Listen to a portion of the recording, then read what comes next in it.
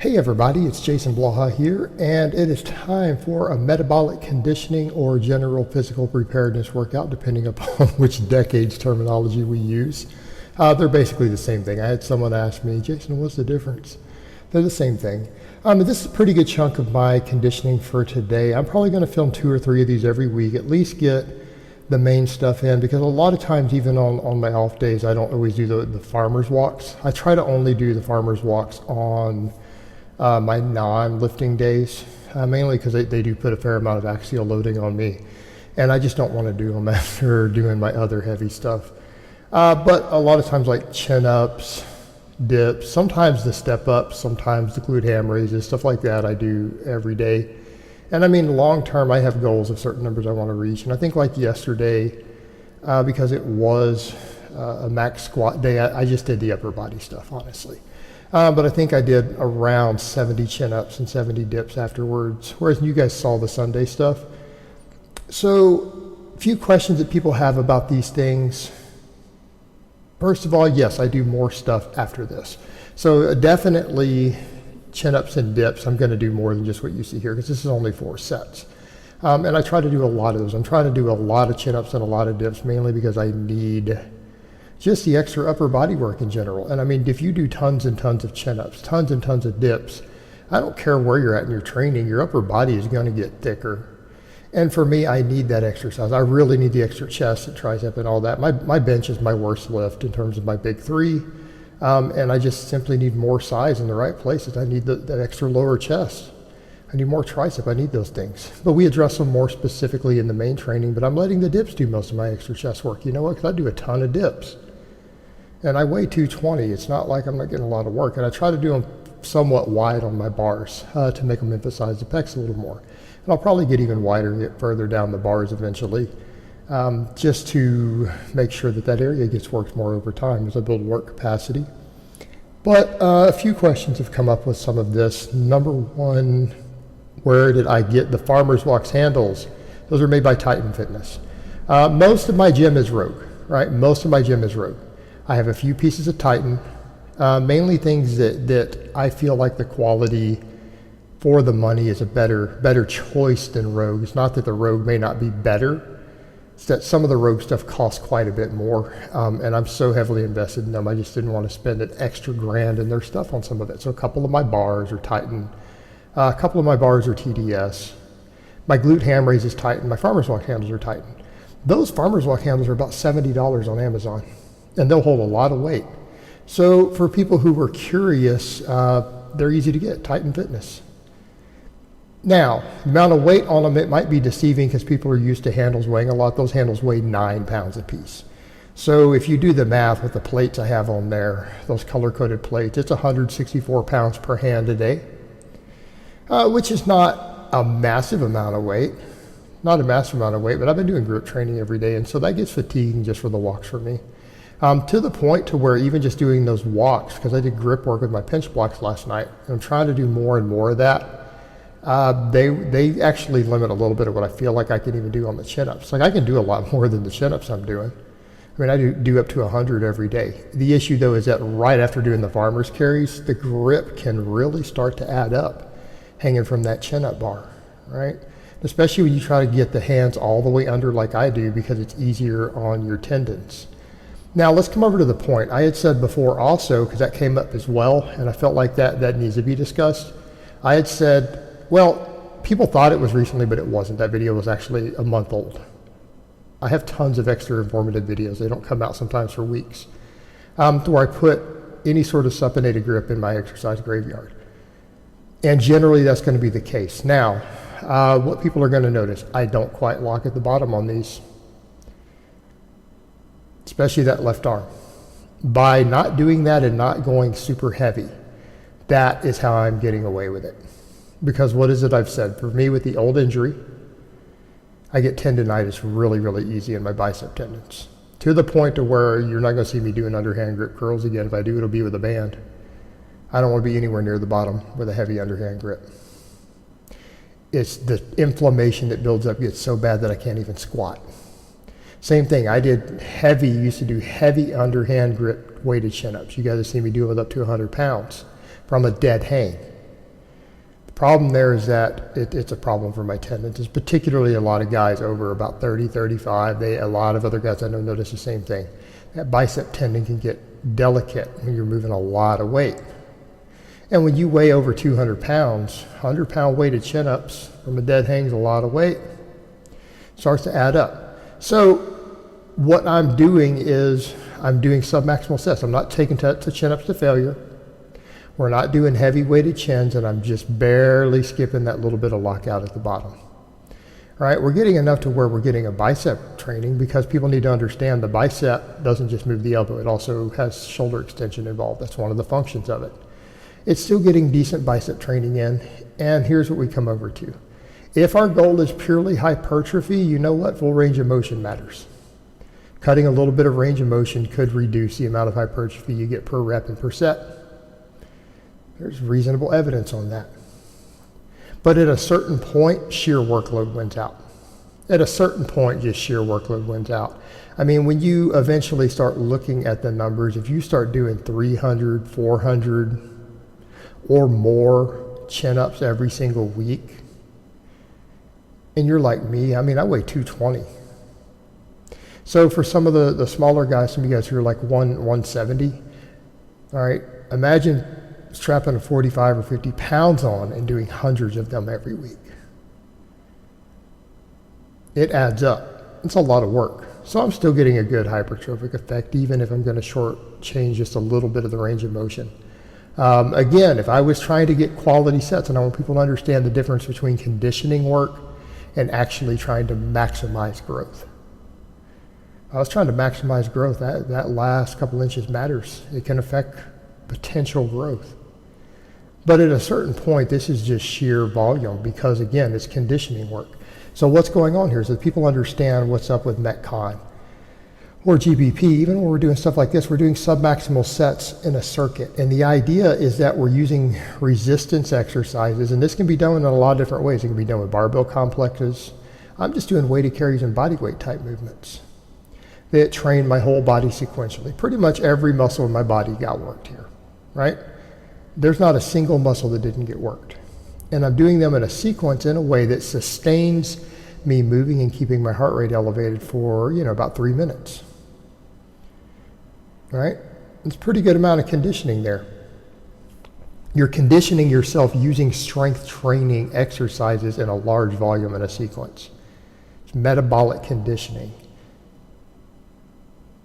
It has a hypertrophic effect, a workload effect. It has a very pronounced cardiovascular effect.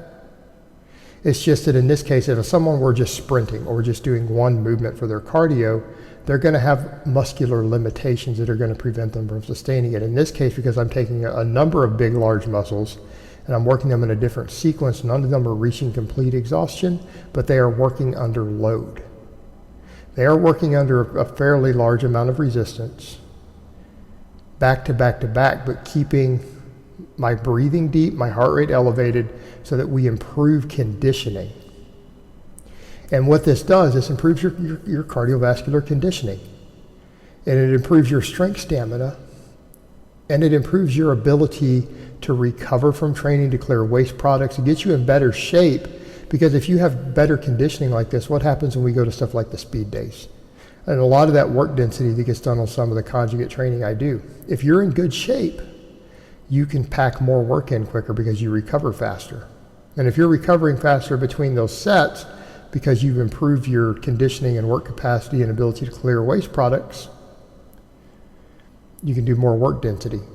All right, that will affect your strength, your growth, everything else. So this is what I generally recommend these days for cardio. Okay, and now, people can say what they want, but when I used to do list cardio, I wasn't in as good a shape as I am now. And I mean, the body fat's even coming down, and I'm not cutting, I'm not losing weight. And a lot of people are noticing I'm slowly getting leaner. Obviously, I still have that loose skin and a bit of fat around the waistline, but even that is slowly shrinking. It still has a ways to go because I'm not cutting.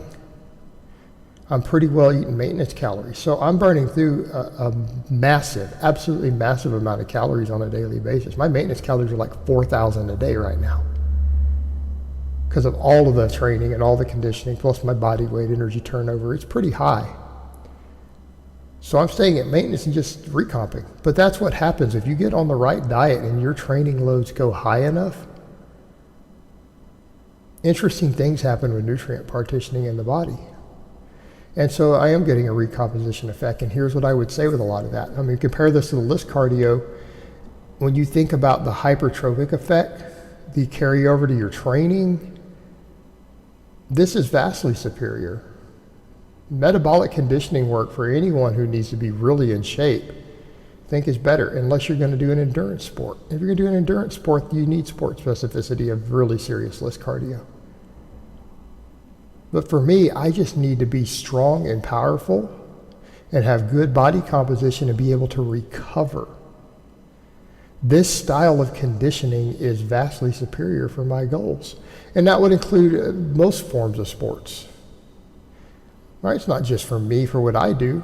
I mean, this sort of conditioning works for a football player, a rugby player, a baseball player, basketball player, right? Because this is sports type conditioning. If you want to be more athletic, this is what the sort of cardio you need to do. And I'm not saying the exact way I'm doing it, because there's different ways to approach metabolic conditioning. I could go do other stuff.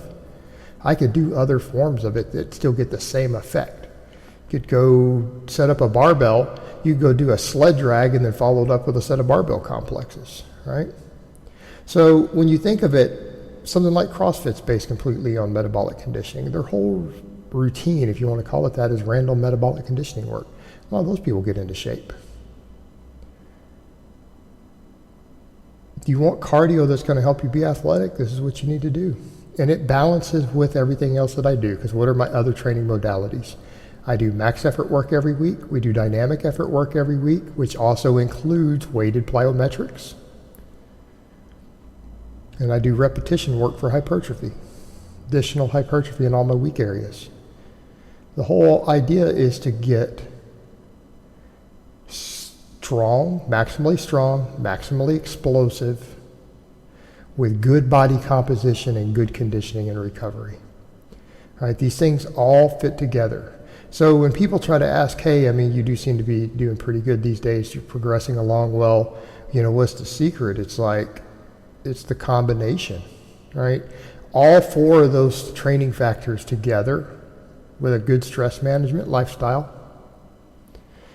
And that includes the social environment, who I choose to allow in my life. All of that has to be part of it. Blocking out and ignoring nonsense, that's part of it. Working on my own emotional and mental health.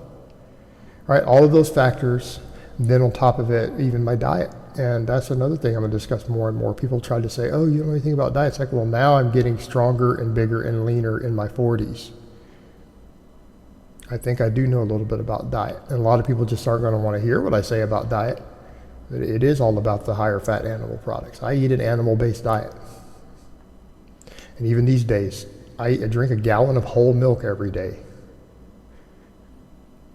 And other than the large amount of green vegetables I eat, everything else is from an animal. That's what I eat. Stuff from animals. And no, it's not lean. Combined with large amounts of green vegetables. It's not necessarily keto, even though I stay kind of on the edge of ketosis because of the milk. Meat and eggs, whole eggs. A lot of protein, a lot of fat. And piles of green vegetables. No junk food, no processed stuff. And I do believe that matters. I think all of that matters. And I think the fact that it's animal source matters. I think it's the most anabolic. And if every calorie you're eating is as anabolic as possible, and your energy turnover is through the roof, and you're stimulating large amounts of training, large amounts of adaptation, it matters.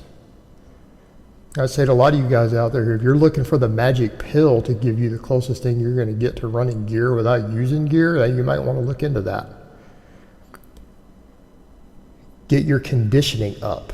And I mean strength-based conditioning. Do large amounts of general physical preparedness, which is just ass-busting hard work day in and day out, in addition to a structured training program and massive amounts of whole milk and eggs to make up all the calories that you burn. You want a combination that's going to create nutrient partitioning, and muscle protein synthesis. Well, there you go. There you go. Because you build your work capacity. You build your ability to recover with all of it. But there's no shortcuts with that. There really isn't. And that's what I have to do. Again, I train hard these days. And I'm going to keep moving forward. We're going to get bigger. We're going to get a hell of a lot stronger. And I'm going to get leaner. But it's just by putting in this work every single day. So like what you guys see here, like a lot of people are like, oh, I think I could do that. Well, strap on and get up to my body weight to do it. Throw a backpack on to get to my body weight. But you don't get to only do this once a week. This is an everyday type thing for me. Do this while doing 500-pound plus squats and deadlifts every week, and then still do stuff like this every day. And that's really what my training is like. This is really truly what I do. This is one reason we're seeing me make more progress. All right, guys, well, that's really all I have to say on that today. I hope it's been informative, and I will talk to you guys next time.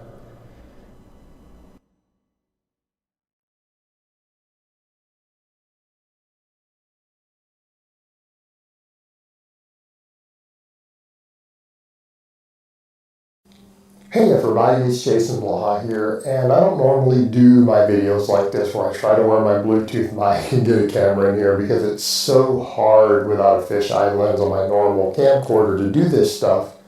That's why I normally use the GoPro, because I can bring the camera in closer.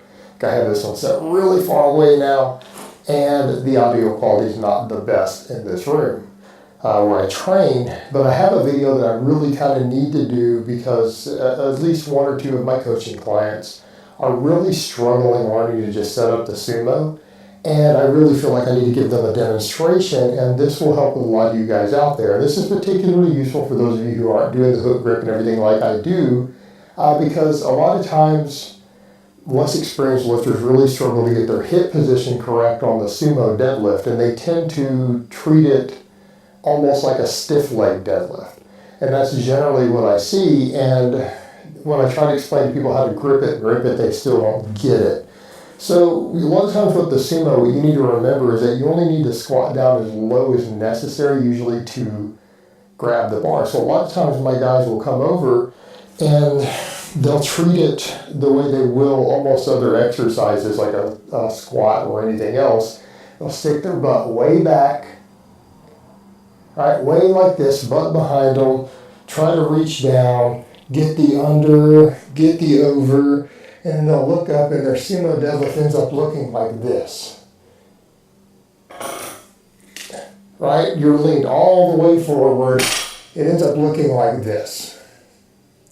Bar is way far forward, torso is way far forward, and I'm pretty much almost look like a pen leg row. So what I'm trying to get some of my guys to do who struggle with this, because a lot of people sumo really, really easily, is to learn to grip it and rip it. And what that means is that you need to approach the bar, get your position, come up, toes out, right up almost against the bar, knees out, shoulder blades back, arms locked down, squat down to it, and pull. And one of the things you'll notice, I don't have my butt way back. I'm not doing this. If you're going to come down and do it that way, there's just the pelvis roll forward just a hair. We're not all the way forward like this, but it's just forward a bit. We're not way back like this, okay? Come over to the bar. Get the feet planted in. Shoulder blades back and down. Deep breath. Pull. And really, you just stand up straight with it. So if you're going to grip and rip, and that's almost what I really want a lot of my guys to do who are struggling with getting that hip position, because they'll come over and then they get the bar and then they're trying to find this position. And they end up with something like this, right? And the stiff leg and everything else. What we want, get those knees out, get into position, come down, stand up. Right? And if you got a mixed grip, pull. Grab a hold of the bar and pull. But the main thing is, again, shoulders back, down, elbows locked, and grab it. You shouldn't need to be looking at it. You can tell where the bar is touching, almost in contact with your shins. So come down. You don't want to do this and this with it. If you're struggling finding your hip position, you got to learn to just get into position, come down to the weight, pull. Because you don't want to go lower than is necessary. Usually, again, you don't need to go lower than is necessary to get a hold of the bar. And I use a lot of pre-motor unit select technique and stuff myself, but that's a little bit more of an advanced technique. And for someone who's struggling to find your position is when you can touch the bar. All right, there's my position. There is no need to refine it. You squat down to the bar. Stand up. Pretty straightforward.